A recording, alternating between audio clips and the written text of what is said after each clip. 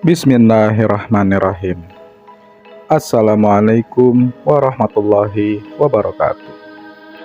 Halo teman-teman, selamat datang kembali di channel Ojeweti. Terima kasih kepada teman-teman yang sudah mau mendengarkan cerita-cerita di channel ini.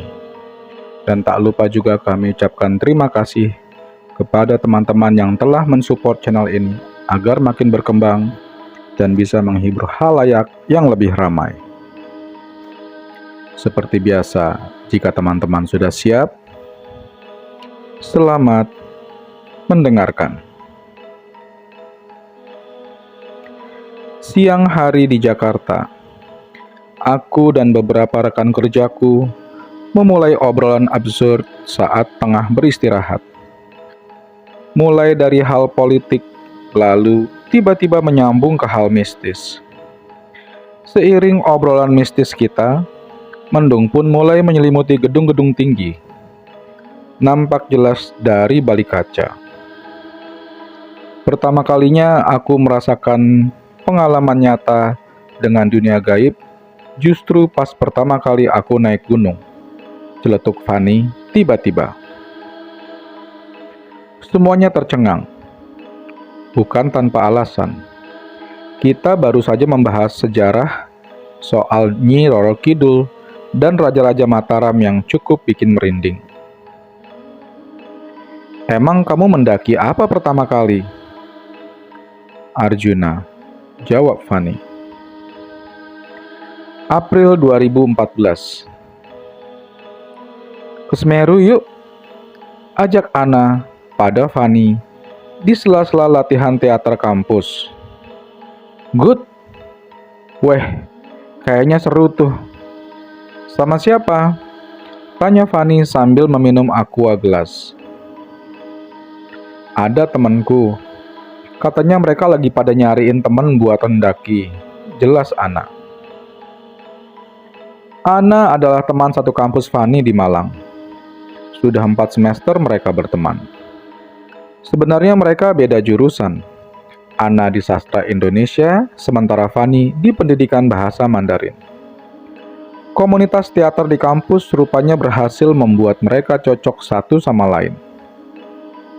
Walau begitu, 4 semester masih belum cukup untuk Fani benar-benar mengenal Ana. Rencananya Ana dan teman-temannya akan mendaki Semeru. Sebagai persiapan, mereka semua memutuskan untuk bertemu dan membahas rencana pendakian. Nggak jadi ke Semeru? Tanya Ana kesal. Kan sudah aku jelasin, Semeru lagi vegetasi. Jelas rimba. Mas kenalan Ana. Tapi aku ada alternatif. Kita bisa mendaki ke Arjuna. Lanjutnya. Fani hanya mengangguk-angguk berusaha memahami situasi. Oh iya, ngomong-ngomong kenalin. Ini Delta, ini Mustafa, biasa dipanggil Topa. Nah ini Sandi. Sambung rimba, memperkenalkan satu persatu teman satu kampungnya. Delta anak Pak RT, masih di tahun pertama kuliahnya. Perawakannya jangkung dengan kulit putih. Rambutnya agak gondrong. Katanya sudah lama pengen gondrong, sudah bukan anak SMA lagi, makanya bebas. Mustafa, tetangga blok B, punya badan yang cukup gemuk. Kerjaannya lebih banyak di depan komputer. Akhir-akhir ini jadi lebih terbuka dengan rimba. Kabarnya Mustafa pengen kurus supaya ada yang naksir. Mustafa mau diajak aktivitas fisik apapun itu. Dan pendakian ini juga merupakan pengalaman pertamanya.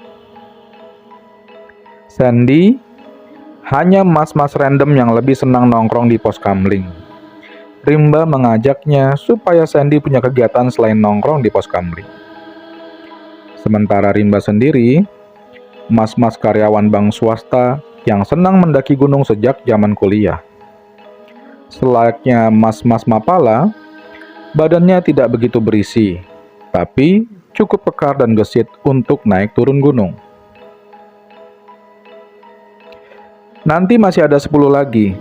Tapi langsung ketemuan di pos aja, soalnya pada sibuk kerja. Jelas Rimba singkat. Hai, aku Fani. Sambung Fani canggung.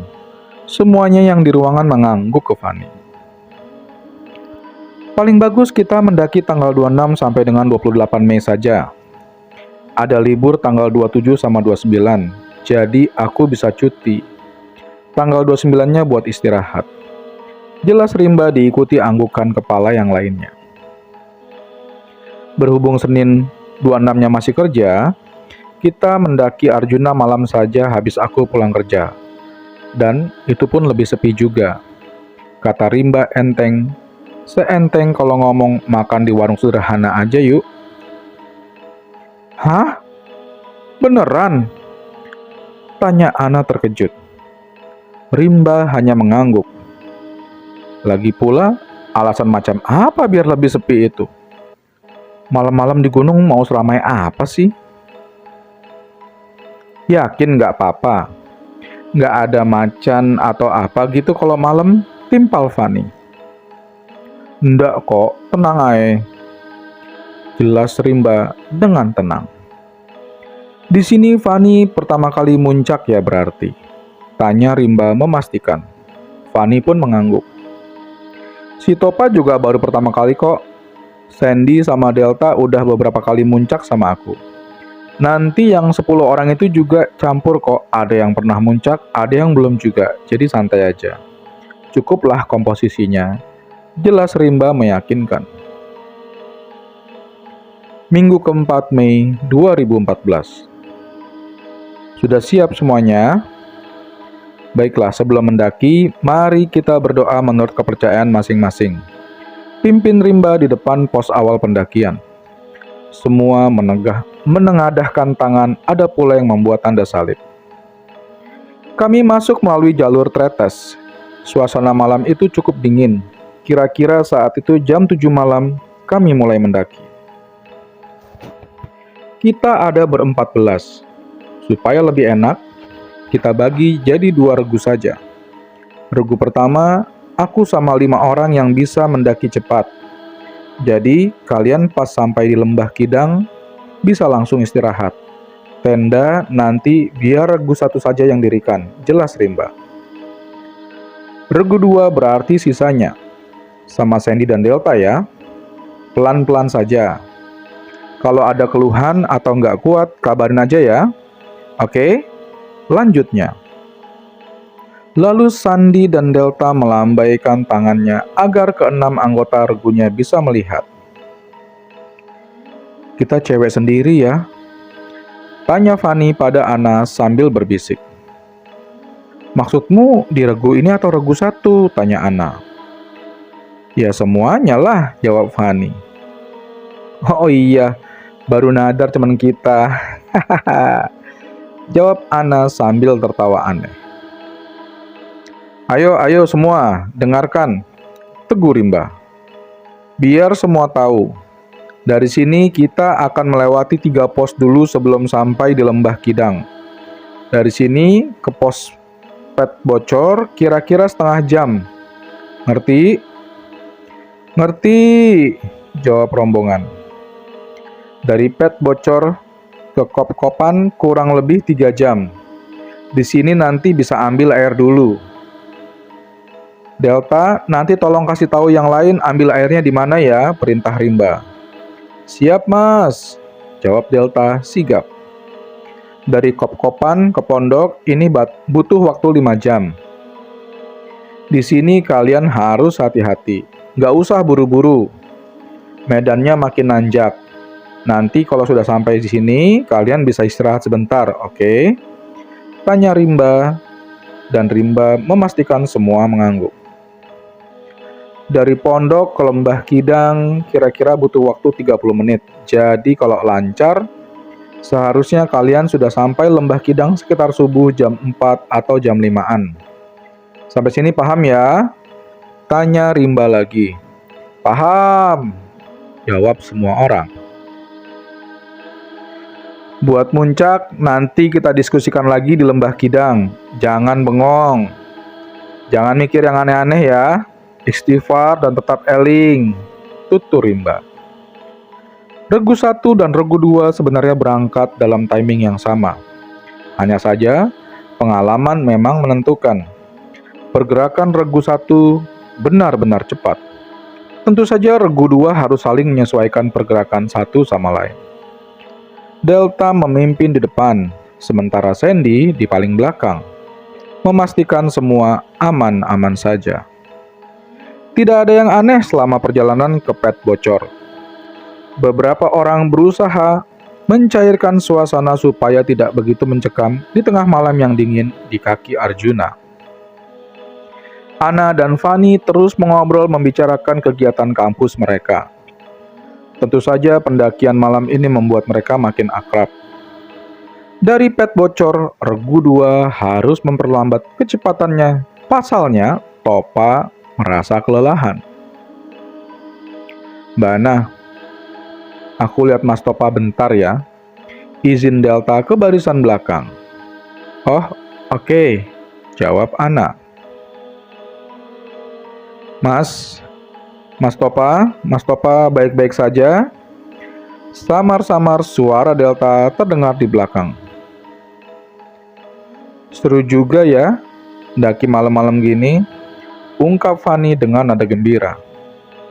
Gak bakal lupa sama pengalaman kali ini. Anna cuma tertawa mendengar temannya. Saking asiknya mereka mengobrol, ditambah Delta yang mundur ke barisan belakang, mereka sampai lupa kalau mereka sudah jalan lebih jauh dari rombongan mereka. Dari kejauhan, Fanny melihat sesuatu yang menarik. Wow, ada desa ya di tengah gunung gini, ucap Fanny sambil menunjuk sebuah gapura yang ada di persimpangan. Anna hanya diam melihat temannya yang kegirangan melihat gapura tersebut. Gapura itu memiliki tiang merah yang cukup besar untuk berada di tengah-tengah hutan. Terdapat obor yang menerangi di kedua tiangnya. Tampak dari kejauhan keramaian warga yang tengah beraktivitas. Terdengar suara anak kecil tengah tertawa dan bermain-main. Kok nggak ada nama dusunnya ya? Itu Lembah Kidang bukan sih? Tanya Fanny. Anna tidak menjawab apa-apa. Kita kayaknya kepisah deh sama rombongan. Turun yuk, ajak Fanny tiba-tiba. Anna dan Fanny bergegas turun dengan mengikuti rute yang sama. Tak selang beberapa lama, mereka melihat rombongan regu 2 dan kelihatan Topa tampak kepayahan. Ayo mas, semangat. Kita udah dekat loh, tinggal sebentar lagi, ucap Fanny menyemangati Mas Topa dan beberapa kawan yang kelelahan. Kalian dari mana? Tanya Sandy cukup panik kepada Anna. Enggak, cuma sedikit ke atas duluan tadi, jelas Anna. Del, yang bener dong, jangan tinggalin gini, sentak Sandy kepada Delta. Ternyata nggak kerasa ya, bentar lagi sampai, tanya Fanny pada Delta ketika Delta kembali ke barisan depan. Hah? Sampai mana mbak? Tanya Delta bingung. Sampai di Lembah Kidang kan? Jawab Fanny polos. Kita baru aja jalan sejam loh mbak. Jawab Delta sambil tertawa. Oh, berarti yang tadi kulihat dusun dong. Jawab Fanny. Delta hanya mengernyitkan dahinya. Tidak paham dengan apa yang dimaksud Fanny. Mereka terus berjalan sampai di titik Fanny dan Anna tadi mendahului. Fanny tiba-tiba kebingungan. Hah? Nah, dusun yang tadi kita lihat kemana ya? Tanya Fanny sambil menarik-narik baju Anna. Bukannya tadi di sini ada belokan ya? Aku yakin banget di sini ada belokan. Terus di situ ada gapura merah. Iya kan? Tanya Fanny lagi penasaran. Enggak, udah lewat tadi. Besok aja lagi kita bahas. Jawab Ana terdengar resah. Masa sih udah lewat? Orang mencolok banget kok. Jawab Fanny. Sudahlah. Besok saja kalau sudah turun gunung dibahas. Sanggah Ana. Regu dua terus berjalan hingga akhirnya mereka sampai di kop-kopan. Di situ Topa memutuskan untuk berhenti. Delta lalu memimpin Fanny, Ana, dan dua orang lainnya untuk melanjutkan ke pondok sampai akhirnya ke Lembah Kidang, lalu beristirahat di sana. Dari Lembah Kidang menuju puncak kurang lebih butuh waktu 5 jam. Nanti kita lewat Lali Jiwo, Pasar Setan, baru sampai ke puncak. Ngerti? Jelas Rimba. Semua mendengarkan sambil menikmati sarapan. Topa rupanya berhasil untuk tetap melanjutkan pendakiannya. Dengan dukungan dari Sandi, akhirnya mereka berempat belas kembali berkumpul di Lembah Kidang. Setelah berbagai spak terjang yang mereka alami selama berjam-jam, akhirnya mereka sampai di puncak Arjuna jam 1 siang. Mereka semua menikmati puncak, bergantian untuk mengambil foto dengan rombongan yang lain. Ada pula yang ngopi sambil bersenda gurau, sampai-sampai lupa waktu. Gawat! Celetuk Rimba. Kenapa? Tanya Sandi. Kesorean kita, jelas Rimba. Saat itu sudah hampir jam 3 sore. Seharusnya mereka turun dari puncak sejak tadi setengah jam 2 siang. Ini tinggal rombongan kita ya? Tanya Rimba. Mereka semua baru sadar kalau benar-benar tinggal mereka ber-14 yang ada di puncak. Tidak ada rombongan lain. Ayo, kita beres-beres, terus turun. Seru Rimba tampak tidak seperti biasanya. Semua bergegas membereskan sampah dan apapun yang perlu dibereskan, lalu bersiap-siap untuk turun dari puncak. Kira-kira sudah hampir jam 6 sore saat mereka baru setengah perjalanan dari puncak ke Lembah Kidang. Dari kejauhan tampak awan gelap mulai menyelimuti sepanjang jalan, dan angin kencang mulai menerjang.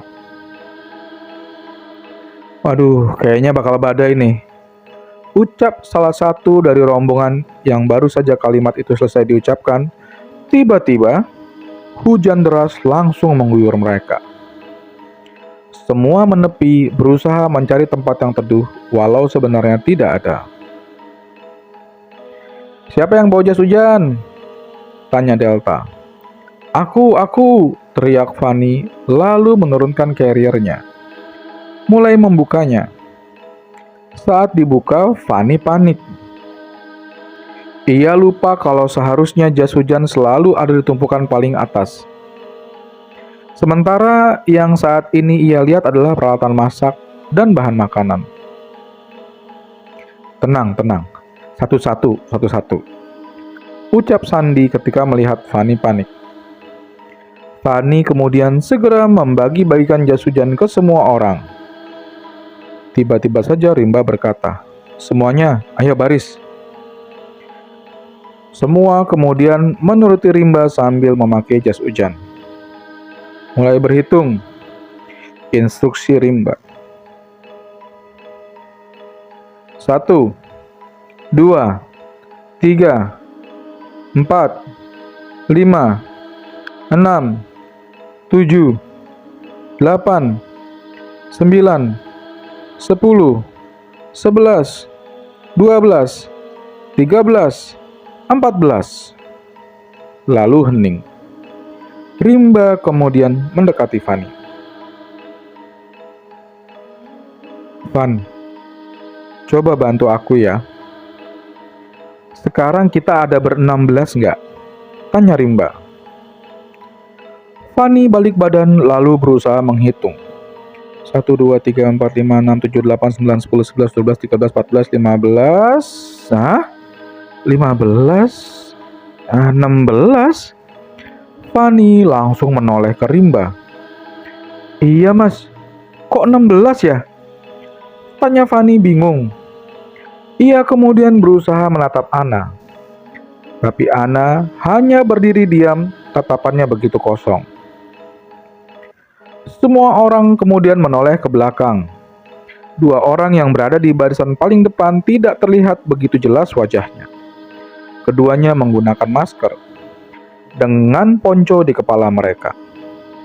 Badai dan juga redupnya cahaya saat matahari terbenam tidak membantu mereka untuk mengenali siapa kedua orang ini. Entah kapan mereka berada di belakang rombongan, entah sudah berapa lama mereka ada di sana. Semua terdiam untuk beberapa saat, memandangi kedua orang ini. Kalian ngapain?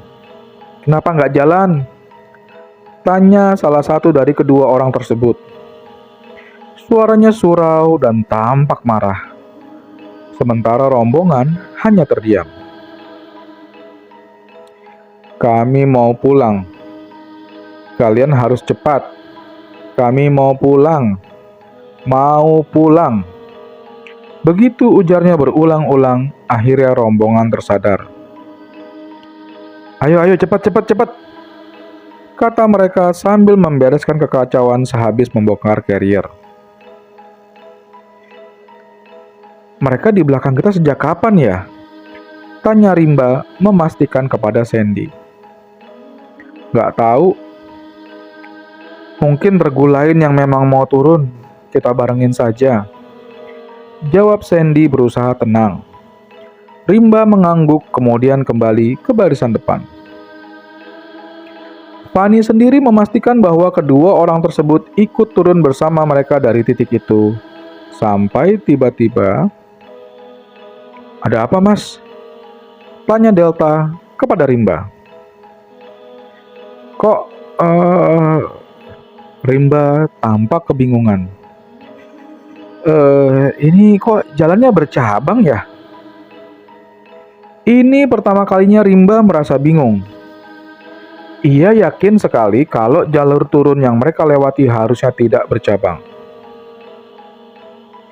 Ayo cepet! Teriak kedua orang tadi yang berada di barisan paling belakang dengan nada sangat marah. Entah kenapa Rimba seperti terkejut, lalu langsung mengambil jalur yang lurus. Padahal semestinya, rombongan harus ambil jalur kiri, kemudian turun sedikit. Jalur yang mereka ambil sangat berbahaya. Jalannya tidak jelas, banyak rumput liar, dekat dengan jurang. Lalu turun ke ceruk yang cukup dalam, kemudian harus memanjat lagi. Rimba berusaha tetap waras kali ini. Ini pertama kalinya ia merasa bimbang dan akhirnya membuat rombongan tersesat.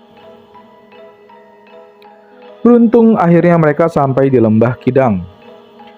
Walau medannya sangat berat dan memakan waktu yang lebih lama. Beruntung akhirnya mereka. Yang 2 orang tadi mana ya? Tanya Rimba kepada Sandi. Kayaknya tadi mereka ambil jalur kiri. Mereka tadi nggak ikut kita, jawab Sandy. Nggak kamu panggil? Biar bareng kita. Mereka cuma berdua loh, tanya Rimba heran. Sudah, tapi mereka nggak respon. Kamu juga kayak bingung gitu, jelas Sandy. Harusnya mereka sampai lebih cepat. Kayaknya jalur yang benar-benar jalur sebelah kiri tadi. Rimba lalu berlari ke arah perkemahan, menemui setiap kemah satu persatu. Kalau benar jalur yang sebelah kiri lebih cepat, maka harusnya mereka sudah sampai. Sementara Rimba sibuk mencari tahu, anggota regu yang lain mulai mendirikan kemah, membuat api unggun dan mulai memasak. Ana yang sedari tadi terdiam, tiba-tiba roboh. "Nak, Ana!" teriak Fani. Ana menggelepar. Tubuhnya pun menggigil. Aku hipotermia," ucap Ana kesulitan. Jelas saja, seluruh tubuh Ana basah karena badai di atas tadi karena telat menggunakan jas hujan.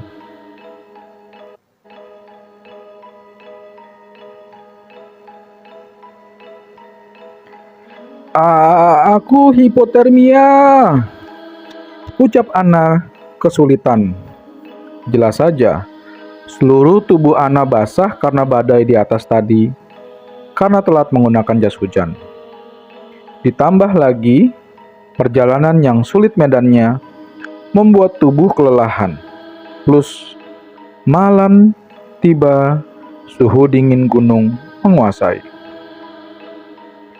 Fani bergegas memanggil bantuan. Beberapa teman membantu menggendongnya masuk ke dalam tenda. Setelah mereka sendirian, Fani membuka baju Ana, membalurinya dengan minyak kayu putih dari ujung kaki sampai ke telinga, lalu menggantinya dengan pakaian kering. Ana masih tampak menggigil. Fani kemudian memeluk Ana supaya hangat tubuh Fani bisa membantu suhu Ana stabil lagi. Fani merasakan betapa menggigilnya Ana. Dia berusaha menenangkan Ana yang masih tampak menggigil. Baru saja Fani merasa kalau Ana mulai tidak menggigil, Ana kemudian mendorong Fani keras-keras. "Pergi kamu!" teriak Ana. "Nah, kenapa kamu?" Fani bingung. "Pergi! Pergi! Pergi!" Ana semakin menjadi-jadi. "Oke nah, tenang. Aku pergi ya," ucap Fani dengan nada bersalah lalu keluar dari tenda. "Kenapa, Fan?" tanya Rimba panik ketika melihat Fani keluar dari tenda. Mata Fani berkaca-kaca. "Aku ada salah apa ya sama Ana sampai diusir begitu?" ucap Fani dengan sedih. Rimba yang sudah lebih lama mengenal Ana mengernyitkan dahi. Dia merasa ada yang tidak beres. Sebentar, ucap Rimba lalu ke tenda Ana. "Pasti ada sesuatu, jelas Delta." "Mbak Ana nggak mungkin sekasar itu," katanya sambil menepuk bahu Fani. "Fan, sini deh." Rupanya Rimba sudah selesai menengok Ana. Kenapa mas?" tanya Fani tanpa khawatir. Aku mau tanya kamu. Kamu tahu nggak kalau Ana..." Rimba terdiam. "Ana kenapa mas? Ada sakit bawaan?" tanya Fani. "Bukan. Kamu tahu nggak kalau Ana itu bisa lihat makhluk halus?" Jelas Rimba. Fani melotot merasa tak percaya dengan apa yang ia dengar barusan. "Kamu sadar nggak kalau sejak kemarin Ana makin jarang ngomong?" tanya Rimba lagi. Fani mengangguk, wajahnya makin khawatir. Dia bilang, "Pas kamu meluk dia tadi, di belakangmu ada sosok hitam, bermata merah, kukunya panjang." Dia ikut meluk juga," jelas Rimba, membuat Fani terperanjat lalu menepuk-nepuk bahunya sendiri dengan ketakutan. Terus gimana nih mas?" tanya Fani bingung. "Kamu temenin dia aja di tenda. Nanti kalau makan malam udah jadi, aku anter," jelas Rimba. Fani kemudian mengangguk dan langsung kembali ke tenda. Ketika Fani masuk, dilihatnya Ana sedang meringkuk. "Maafin aku ya," kata Ana. "Nggak apa-apa," jawab Fani canggung. Hening menguasai tenda mereka. Dinginnya malam membuat Fanny tidak tega dengan Anna. Lalu Fanny mendekati Anna. "Harusnya kamu bilang aja dari kemarin," hehehe, ujar Fanny cengengesan. Anna terdengar tertawa. "Kenapa dari tadi nutupin wajah?" tanya Fanny lagi sambil meluk Anna. "Aku capek."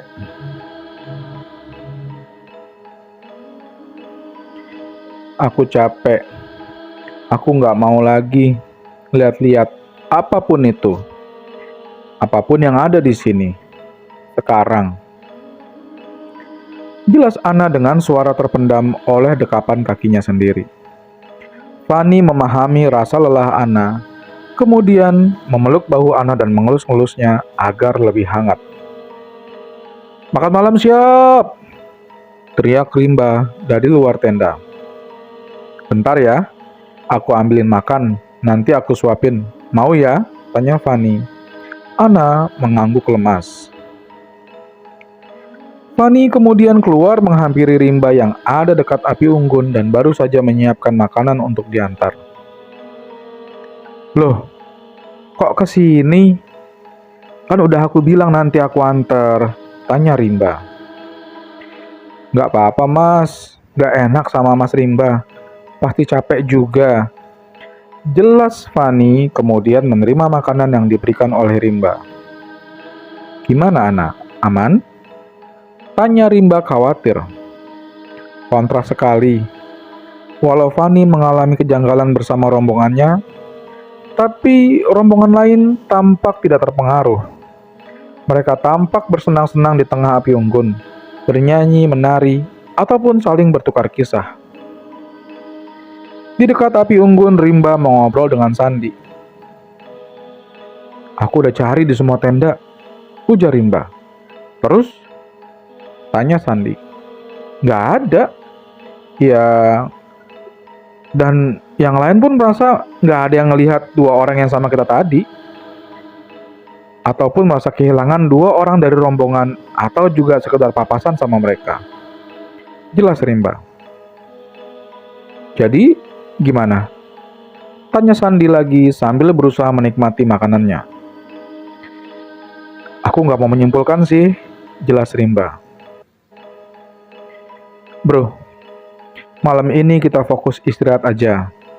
Nggak usah mikir yang aneh-aneh. Besok kita pulang, terus kita bahas lagi yang penting duluan. Pokoknya yang sekarang paling penting kita pulang dulu, oke?" tukas Sandi. Baru saja Sandi menyelesaikan kalimatnya, tiba-tiba terdengar teriakan dari tenda Anna dan Fanny. "Mas Rimba! Mas Rimba!" teriak Fanny. "Kenapa, Van?" tanya Rimba setelah berlari dengan kencang ke arah tenda mereka. "Anna mas, Anna!" seru Fanny sambil menunjuk-nunjuk tenda. Rimba bergegas membuka tenda Anna. Dilihatnya Anna tengah tertunduk kaku. Matanya terbuka begitu lebar.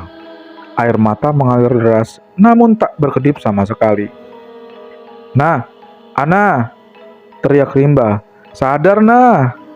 Lalu Rimba keluar dari tenda. "Sudah berapa lama anak kayak gini?" tanya Rimba kepada Fanny. Nggak tahu mas. Kayaknya tadi pas aku tinggal ambil makan, pas aku buka tenda, Ana udah nangis. Terus tiba-tiba teriak kenceng kayak tadi, jelas Fanny. Semua orang tampak kebingungan. Ana terus-menerus menangis. Matanya tak berkedip sama sekali. Lidahnya tercekat, mulutnya tertutup rapat. "Kesurupan ya?" kata orang-orang yang berada di sekitar mulai penasaran dengan apa yang terjadi pada rombongan ini. "Persetan lah. Siapa nih yang berani gangguin Ana?" ucap Rimba dengan kesal lalu masuk kembali ke tenda. "Siapa kamu? Keluar nggak kamu?" teriak Rimba sambil menggoncang-goncangkan tubuh Ana. "Keluar kamu!" Tunjukin wujud kamu kalau kamu emang berani. Rimba masih terus menggoncang-goncangkan tubuh Ana. Tiba-tiba Ana menarik nafas panjang, seolah baru saja bisa mengambil nafas setelah menyelam di laut yang dalam. Tubuhnya terjatuh lemas di bahu Rimba. "Keluar kamu!" teriak Rimba lagi.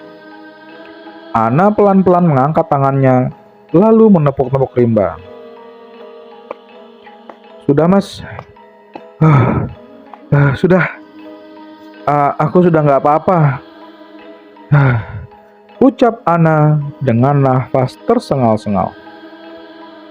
"Beneran sudah?" tanya Rimba nggak percaya. Ana mengangguk lemas. Fanny menyusul masuk ke dalam. "Beneran sudah?" tanya Rimba nggak percaya. "Beneran? Tolong temenin Ana aja ya. Awasin kalau butuh apa-apa panggil aja. Jangan tinggalin tenda sampai besok," perintah Rimba, lalu keluar tenda.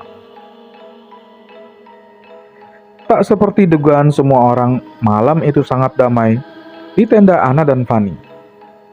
Ana tidak lagi diganggu bahkan ketika tidur. Sesuatu yang berbeda terjadi dengan tenda yang didiami oleh Rimba dan kawan-kawan. Atau setidaknya hanya Rimba yang diganggu oleh makhluk itu pada malam hari. Malam itu semua tengah tertidur pulas. Rimba tiba-tiba terjaga. Ia mendengarkan suara sesuatu yang tajam tengah menggesek tendanya seperti cakar. Dari balik tenda, Rimba tahu betul. Ia melihat bayangan sosok yang besar. Menatapnya dari atas, memaksanya untuk terus membuka mata. Entah mengapa, Rimba pelan-pelan melihat mata makhluk itu dari balik tenda.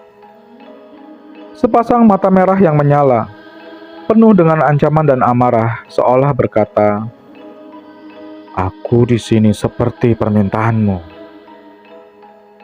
Esok paginya, ketika akan melanjutkan perjalanan pulang, semua heran. Rimba yang terlihat paling semangat sejak kemarin, kini wajahnya pucat, matanya merah. Semalaman dia ditungguin. Jelasan disingkat. Namun, semua orang paham penyebab Rimba seperti itu. Hari itu akhirnya mereka turun Gunung Arjuna dengan selamat. Seminggu kemudian, Fanny bertemu dengan Ana di teater. "Badan kamu masih pegel nggak?" tanya Fanny kepada Ana. Ana hanya tertawa kecil. "Jiwaku pegel." Fanny kemudian tertawa lepas mendengarnya. "Kasihan mereka berdua," gumam Ana. "Hah? Siapa?" tanya Fanny. "Yang di belakang rombongan kita kemarin, 2 orang tambahan," jelas Ana singkat. Bukan orang, Deng. Udah bukan," lanjut Ana lagi dengan tatapan kosong. "Maksudmu mereka hantu?" tanya Fanny. Ana mengangguk. "Belum lama hilangnya, kayaknya gak ketemu," jelas Ana lagi. Lalu Fanny mengambil handphonenya dan googling. "Mereka?" tanya Fanny sambil menunjuk kasus 2 mahasiswa Surabaya yang hilang di Arjuna. Ana melihat sekilas berita yang tunjukkan Fanny. "Bukan, itu kan Januari kemarin," jelas Ana. Fanny heran. Kok bisa Ana tahu kalau kasus yang ia tunjukkan di bulan Januari, padahal Ana tidak terlihat sedang membaca. "Mereka berdua hilang minggu sebelum kita muncak," kata Ana. "Hanya saja, sepertinya memang tidak ada yang diberitakan lanjutnya." "Maksudnya?" tanya Fanny bingung. "Tumbal gunung," jelas Ana singkat dan membuat Fanny merinding seketika. Memang sengaja dihilangkan. Mereka akan selamanya tersesat dan mencari jalan pulang dari sana.